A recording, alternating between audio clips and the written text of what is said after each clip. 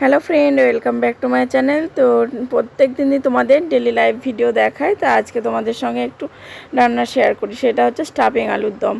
এই রেসিপিটা তোমাদের সঙ্গে শেয়ার করছি, চলো তোমরা দেখতে থাকো, সঙ্গে থাকো। আর রান্নাটা করছে আমার যা, আমি তোমাদের সঙ্গে শেয়ার করছি।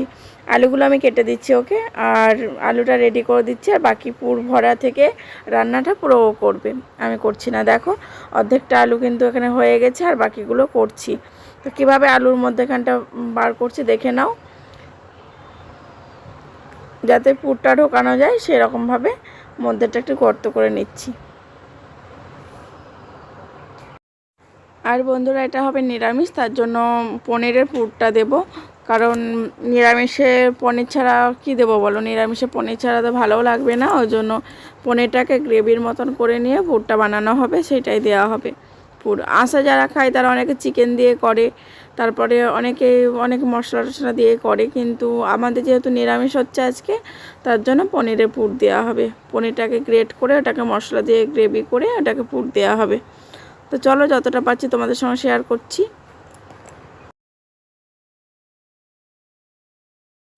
বন্ধুরা, যে আলুটা কুটে যেটুকু ছিল সে আলুটাও তেলে কষিয়ে একদম নরম হয়ে গেছিলো, তখন পনিরটা দেওয়া হচ্ছে। পনিরের মধ্যে লবণ, হলুদ, জিরে গুঁড়ো আর একটু গুঁড়ো মশলা সব কিছু দিয়ে ভালো করে পনিরটাকে কষানো হয়েছে, দিয়ে এবার পুর ভরা হচ্ছে। আর এর মধ্যে একটু গরম মশলা, মানে সব কিছুই দেওয়া হচ্ছে যাতে পনিরের পুরটার মধ্যে টেস্টটা ভালো হয়। সেই জন্য শুধু সাদা দিলে তো ভালো লাগবে না, যেন টেস্টি করে এটা করা হয়েছে। তো বন্ধুরা, এখানে দেখো কর্নফ্লাওয়ার আর একটু রোল ময়দা গুলে নিয়ে মুখটাতে দিচ্ছে, মানে যাতে পুরটা বেরিয়ে না যায়, তার জন্য তেলে ভাজতে হবে। তো এই যে এভাবে এবার তেলের মধ্যে, গরম তেলের মধ্যে দিচ্ছে, আর আস্তে আস্তে অল্প আঁচে ভাজতে হবে, যাতে আলুটাও সেদ্ধ হয় আর পুরটাও না বেরিয়ে যায়, সেরকমভাবে ভাজতে হবে। চলো, একদিক হয়ে গিয়েছে, এবার আস্তে আস্তে উল্টে দেওয়া যাক। তা দেখো কি সুন্দরভাবে মুখটা মেরে গেছে, মানে মুখ দিয়ে আর বেরোচ্ছে না পুরটা। তা ভালো একটা আইডিয়া এটা। এটা কিন্তু কোনো রেসিপিতেও দেখেনি, ও নিজের থেকে বুদ্ধি বার করে এটা করেছে, কোনো মোবাইলে আর কি রেসিপি দেখে করেনি। তো বেশ ভালো হয়েছে, দেখো কি সুন্দর আঁটিয়ে গেছে মুখগুলো, আর বেরোচ্ছে না। তো চলো বন্ধুরা, সবগুলো এরকমভাবে ভেজে নেওয়া হোক, তারপর তোমাদের সামনে আবার দেখাচ্ছি।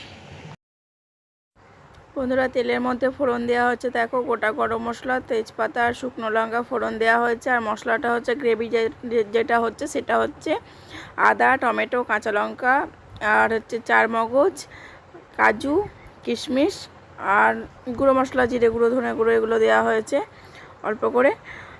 আর নামাবার আগে কাসুরি মেথি আর ঘি। তো দেখো কষানো হয়ে গেছে। এবার আলুটা দিয়ে বেশিক্ষণ নাড়া যাবে না, কারণ এই যে পুরগুলো বেরিয়ে যাবে, তার জন্য একদম হালকা হাতে নেড়ে দিয়ে গরম জল দিয়ে ঢাকা দেওয়া হবে। তো এই হচ্ছে স্টাফিং আলুর দম। তো চলো পুরোটা হয়ে যাক, তারপর দেখাচ্ছি। এই যে বন্ধুরা, অল্প একটু গরম জল দেওয়া হয়েছে আলুগুলো আর একটু সেদ্ধ হওয়ার জন্য, আর একটু গ্রেভি করার জন্য। দেখো, তো চলো নামানো হোক, তারপর দেখাচ্ছি। আর এটার সাথে খাওয়া হবে রাত্রে ডালপুরি। তো ডালপুরিটাও বানানো হচ্ছে ওইদিকে। আর এদিকে দেখো হচ্ছে ছোলার ডালের ডালপুরি। তো চলো, ডালপুরি আর স্টাফিং আলুর দম এটাই হবে রাত্রের খাওয়া আজকে।